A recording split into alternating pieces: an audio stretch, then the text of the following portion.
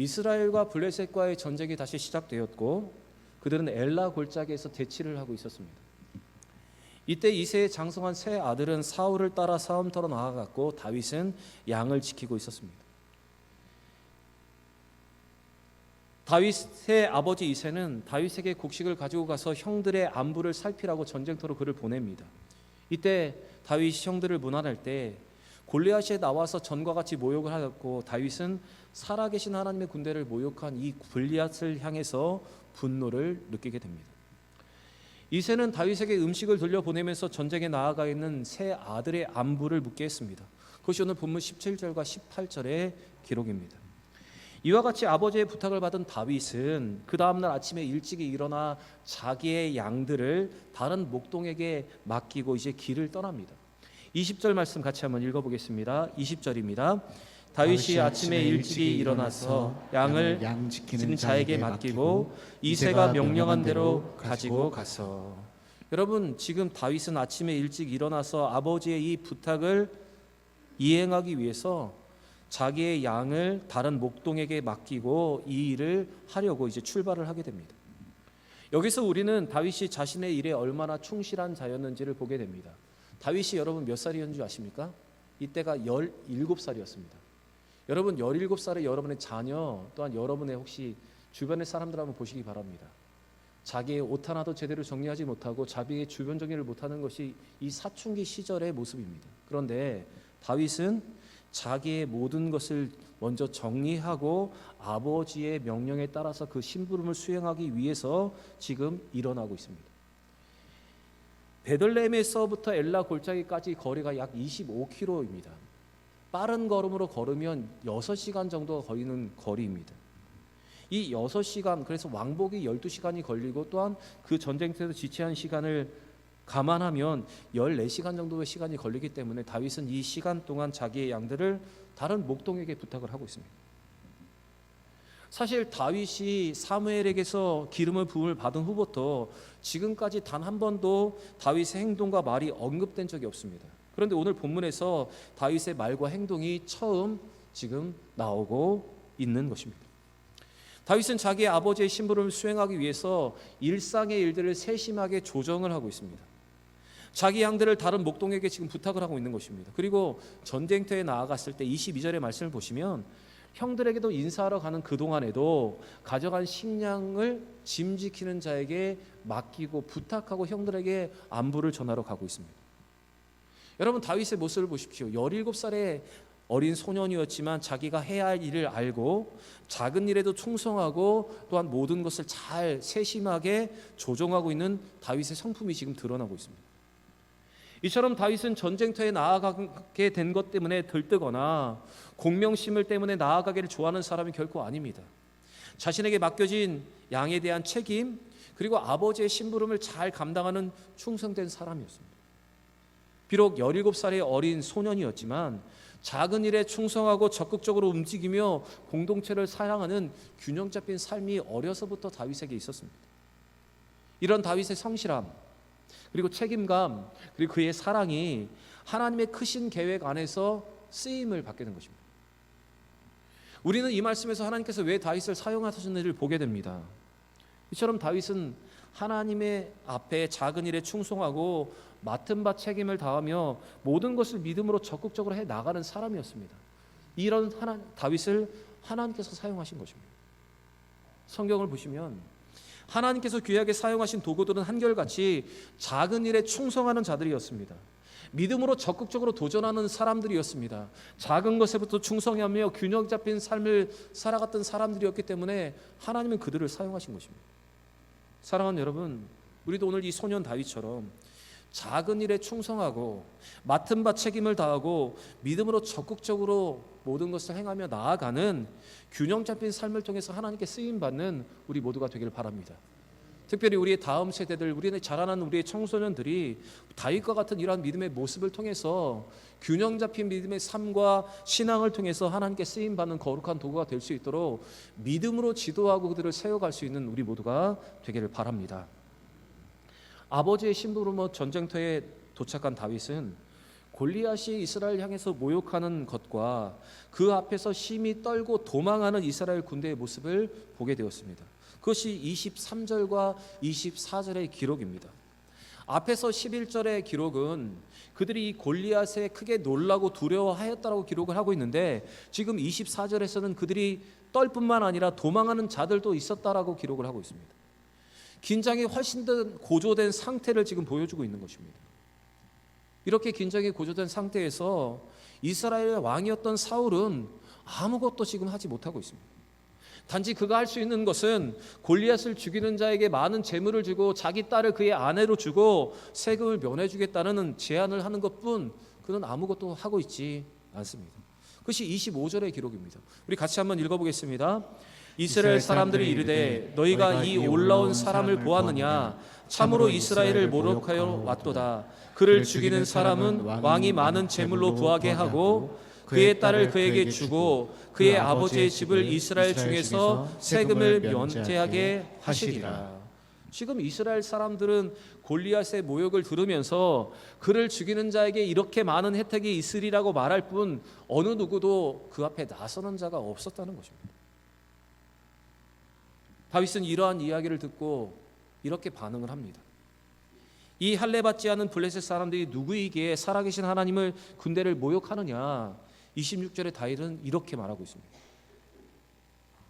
다윗은 지금까지 사울과 이스라엘 군대가 한 번도 인식하지 않고 한 번도 말하지 않았던 것을 지금 말하고 있는 것입니다. 다윗은 골리앗을 당해서 이렇게 말합니다. 할례받지 않은 블레셋 사람이라고 그를 규정하고 있습니다. 다른 사람들은 골리앗의 외형과 그의 기세에 눌려 그를 거저 공포의 대상으로 보고 있을 때 다윗은 믿음의 눈으로 골리앗을 이렇게 보고 있습니다. 할례받지 않은 저 골리앗, 할례받지 않은 저 블레셋 사람, 이렇게 말하고 있는 것입니다. 여기서 할례를 받지 않았다는 것은 이방인 이상의 의미가 있는 것입니다. 여러분, 할례는 언약의 징표입니다. 이 언약은 하나님께서 아브라함에게 큰 민족을 이루시게 하시고 그들에게 가나안 땅을 주시겠다는 약속이 바로 이 할례, 이 언약의 징표 안에 담겨 있었습니다. 그러므로 할례를 받았다는 것은 하나님의 택하신 백성, 가나안 땅의 약속을 받은 아브라함의 후손이라는 것을 나타냅니다. 다윗은 비록 어린 나이였지만 하나님의 이 언약을 믿었기 때문에 할례받지 않은 블레셋 사람에게 가나안 땅을 빼앗길 수 없음을 분명하게 하고 있었습니다. 그리고 하나님의 언약을 받은 이스라엘이 반드시 승리할 것을 그는 믿고 의심하지 않았던 것입니다. 여러분, 17살의 소년입니다. 이 소년에게 이러한 믿음이 있었습니다. 그래서 그는 이 전쟁을 할례받지 않은 자와 할례받은 자가 벌이는 거룩한 전쟁으로 그는 규정을 하고 있습니다. 그리고 이스라엘 군대를 살아계신 하나님의 군대라고 지금 그는 고백을 하고 있는 것입니다. 여러분, 다윗은 일상에서부터 충실했을 뿐만 아니라 하나님에 대한 바른 인식과 믿음을 가지고 거룩한 의분을 가지고 있었던 소년이었습니다. 그는 하나님의 이름이 모욕당하는데도 자기의 안일만을 돌아보며 만족해하는 사람이 아니었습니다. 17살의 소년 다윗이 사람의 눈이 아니라 믿음의 눈으로 적과 자신을 바로 인식하고 있었던 것입니다. 여러분, 하나님은 이렇게 균형 잡힌 다윗, 믿음과 삶의 균형 잡혀 있는 다윗을 거룩한 도구로 지금 사용하고 계십니다. 오늘 다윗에게 있는 이 믿음의 인식과 믿음의 모습이 사실은 여러분과 저에게 있어야 하는 믿음의 모습입니다. 그리고 우리에게 자라나는 우리 다음 세대들이 간직해야 하고 또한 그들이 깨달아야 하는 믿음의 모습이 바로 이것입니다. 여러분, 하나님이 귀하게 쓰이시는 사람에게 있는 이 특징이 우리 모두에게 있기를 원하고 우리 다음 세대도 있기를 바랍니다.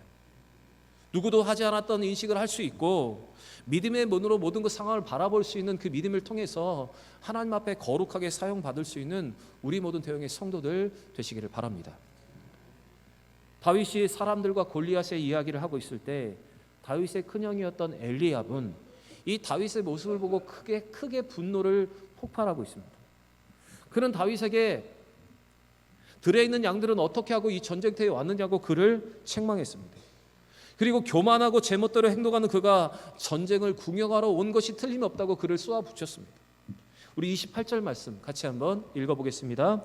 큰형 엘리압이 다윗이 사람들에게 하는 말을 들은지라 그가 다윗에게 노하여 말하여 이르되 내가 어찌하여 이리로 내려왔느냐 들에 있는 양들을 누구에게 맡겼느냐 나는 내 교만과 내 마음의 완악함을 아노니 내가 전쟁을 구경하러 왔도다. 여러분 지금 큰형 엘리압이 다윗을 향해서 이렇게 말하고 있는 것입니다. 내 교만과 내 마음의 완악함을 내가 안다. 너는 분명 전쟁을 구경하러 온 것이다. 비록 큰형의 아버지 뻘은 되지 않았겠지만 큰형의 권위가 있는데 큰형의 권위로 지금 이 다윗을 이렇게 책망하고 정죄를 하고 있는 것입니다.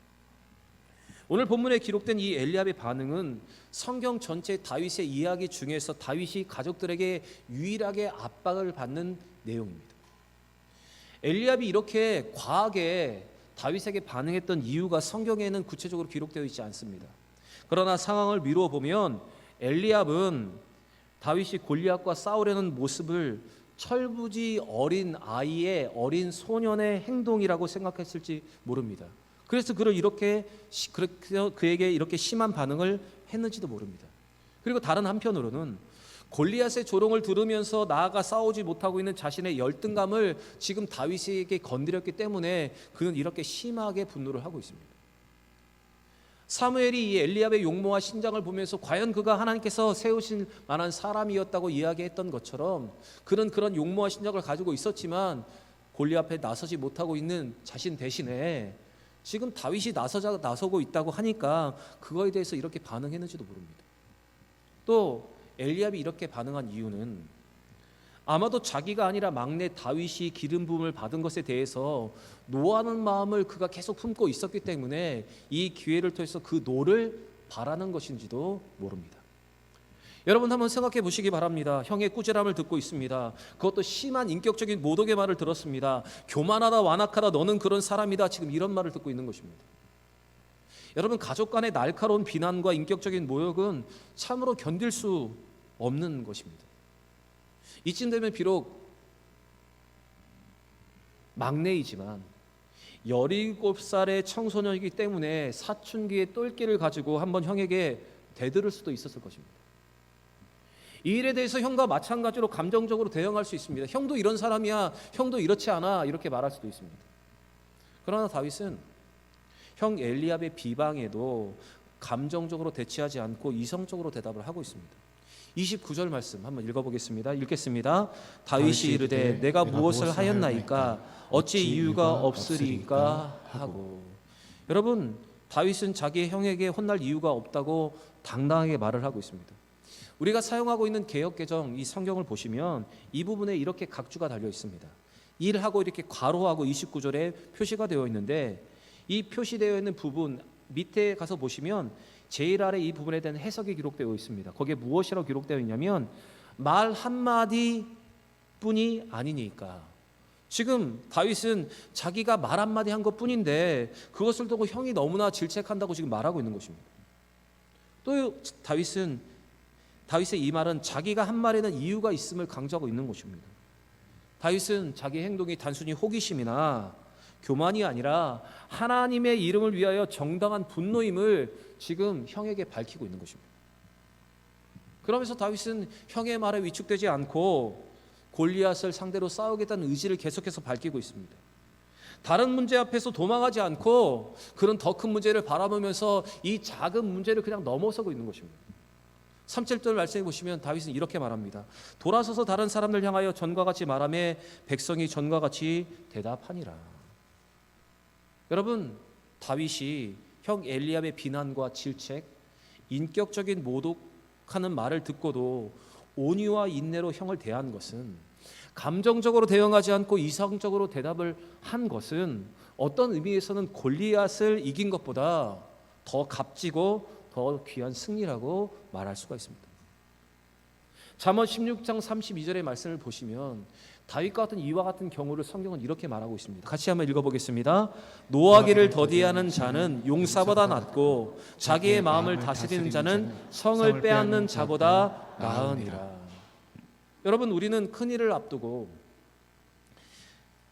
우리의 감정을 건드리는 사람들의 말에 쉽게 반응할 때가 있습니다. 그래서 그 일의 마음을 빼앗겨서 정작 해야 하는 큰일을 망치는 경우가 있습니다. 중요한 일을 앞두고 있는데 가장 가까운 사람의 말에 상처를 받고 그 말에 말려들여서 정작 해야 할 일을 제대로 감당하지 못할 때가 있습니다. 그런데 여러분, 이러한 것은 사탄이 사용하는 방법입니다. 가장 중요한 일을 앞두고 엘리압과 같은 일로 우리를 시험하는 것이 사탄의 방법입니다. 이 시험 앞에 우리도 다윗처럼 이길 수 있어야 골리앗과 싸워서도 이길 수 있는 것입니다. 큰 싸움을 앞두고 작은 싸움에 넘어져서 큰 싸움을 하고 있지 못하다면 여러분, 우리는 승리할 수가 없는 것입니다. 여러분, 본질을 붙잡고 비본질의 마음을 빼앗기지 않을 때 우리는 승리할 수가 있습니다. 그러나 우리는 비본질의 마음을 빼앗겨 본질을 잃어버리는 경우가 너무나 많이 있습니다. 생각해 보시기 바랍니다. 만약 다윗이 형 엘리압의 말에 반응하고 그 말에 말려 들어가서 형과 싸우는 일을 했다면 그는 골리앗과의 싸움에서 결코 승리할 수가 없었을 것입니다. 그러나 다윗은 비본질의 마음을 빼앗기지 않고 본질을 붙잡았기 때문에 이 엘리압 형의 말에 그냥 이성적으로 반응하고 감정적으로 대항하지 않았기 때문에 더 중요한 골리앗과의 싸움에서 승리할 수가 있었던 것입니다. 여러분, 우리가 붙잡아야 할 본질이 있습니다. 우리가 해야 할 중요한 일이 있습니다. 그러나 그 일을 하기 전에 비본질의 우리의 마음을 빼앗기면 우리는 그 본질의 문제를 해결할 수가 없게 되는 것입니다. 중요한 일 앞에 사소한 일 때문에 중요한 일을 놓칠 수밖에 없게 되는 것입니다. 만약 여러분, 우리가 이렇게 살고 있다면 오늘 어린 다윗도 이러한 믿음의 모습으로 살았던 것처럼 중요한 일 앞에 있는 사소한 일 때문에 중요한 일을 놓치지 않는, 비본질 때문에 본질을 놓치지 않는 믿음의 삶을 살아가는 여러분과 제가 되길 바랍니다. 사랑하는 여러분, 하나님께서 다윗을 사용하신 것은 그의 신앙과 그의 삶이 균형이 있었기 때문입니다. 작은 것에 충성하고 매사에 신중하며 하나님에 대한 믿음을 가지고 사람과의 관계 속에서 승리했기 때문에 하나님이 그를 사용하셨습니다. 지금도 하나님께서 사용하시는 사람들은 이러한 모습의 사람들입니다. 오늘 다윗처럼 하나님께 사용하시는 믿음의 사람들은 작은 것에 충성하고 매사에 신중하며 또한 모든 것을 믿음으로 바라보고 큰일 앞에 작은 것 때문에 요동하지 않는 사람, 그 사람을 하나님께서는 사용을 하십니다. 사무엘상 13장 14절의 말씀을 보시면 하나님께서 사울을 버리시고 자기에 맞는 사람을 찾아서 이스라엘의 지도자로 삼으시겠다고 말씀하셨습니다. 그리고 다윗을 선택하셨습니다. 하나님이 다윗을 선택하신 것은 이와 같은 그의 모습이 하나님의 마음에 맞았기 때문입니다. 여러분, 오늘 이 다윗의 모습처럼 하나님의 마음에 맞는 균형 있는 삶을 살아가는, 그래서 하나님께 쓰임받을 수 있는 우리 모두가 되기를 원합니다. 그리고 우리가 나아갈 세상에서도 우리의 신앙과 우리의 삶이 괴리를 이루는 것이 아니라 하나님 보시기에 균형 있는 삶을 통해서 하나님께 영광을 돌리며 많은 사람들이 우리를 통해서 하나님을 볼 수 있는 믿음의 삶을 살아가는 우리 모두가 되기를 바랍니다. 사랑하는 여러분, 비본질의 마음을 빼앗기는 연약함, 그 연약함에서 떠나서 본질을 붙잡고 비본질에 흔들리지 않는 여러분과 제가 되기를 바랍니다. 오늘 주시는 이 말씀으로 작은 것에 충성하고 매사에 신중하며 모든 것을 믿음으로 바라보고 사람과의 관계 속에서도 승리할 수 있는 우리 모든 대형의 성도들 되시기를 우리 구주 예수 그리스도의 이름으로 간절히 축원합니다.